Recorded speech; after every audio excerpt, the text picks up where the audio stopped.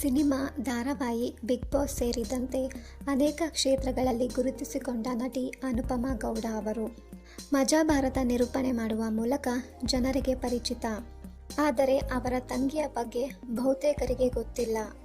ಅವರ ಸಹೋದರಿ ಹೆಸರು ತೇಜಸ್ವಿನಿ. ಅವರು ಕೂಡ ನಟನೆ ಕ್ಷೇತ್ರಕ್ಕೆ ಕಾಲಿಟ್ಟಿದ್ದಾರೆ. ತೇಜಸ್ವಿನಿಯನ್ನು ನೋಡಿದ ಬಹುತೇಕರು ನೀವು ನಿಜವಾಗಿಯೂ ಅನುಪಮಾ ಗೌಡ ಅವರ ತಂಗಿನಾ ಎಂದು ಪ್ರಶ್ನಿಸುತ್ತಿದ್ದರಂತೆ. ಹಾಗಿದ್ದರೂ ಈ ಅಕ್ಕ ತಂಗಿಯರ ಜೊತೆಯಾಗಿ ಕಾಣಿಸಿಕೊಂಡದ್ದು ಕಡಿಮೆ. ಇಬ್ಬರೂ ಜೊತೆಗಿರುವ ಫೋಟೋಗಳು ಕೂಡ ವಿರಳ.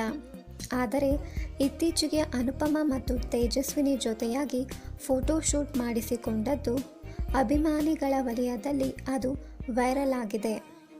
ಈ ಫೋಟೋಶೂಟ್ ಬಗ್ಗೆ ಅನುಪಮಾ ಮಾತನಾಡಿದ್ದಾರೆ.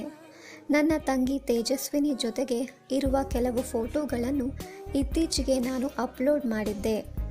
ಅದು ನಮ್ಮಿಬ್ಬರ ಮೊದಲ ಅಧಿಕೃತ ಫೋಟೋಶೂಟ್. ನಾವಿಬ್ಬರು ಜೊತೆಯಾಗಿ ಇರುವ ಸರಿಯಾದ ಫೋಟೋಗಳು ಇರಲಿಲ್ಲ.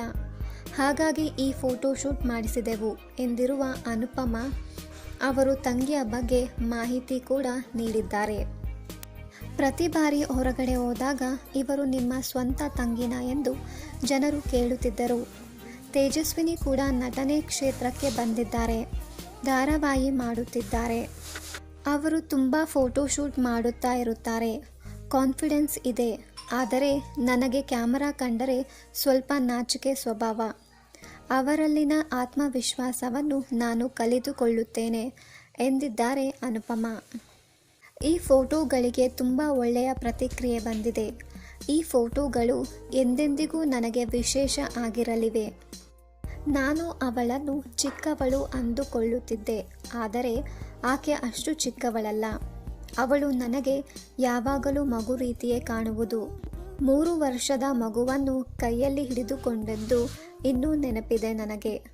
ಅವಳು ಯಾವಾಗಲೂ ನನ್ನ ಕಿಡ್ ಎಂದು ಬೆಂಗಳೂರು ಟೈಮ್ಸ್ಗೆ ನೀಡಿದ ಸಂದರ್ಶನದಲ್ಲಿ ಅನುಪಮಾ ಗೌಡ ಹೇಳಿಕೊಂಡಿದ್ದಾರೆ.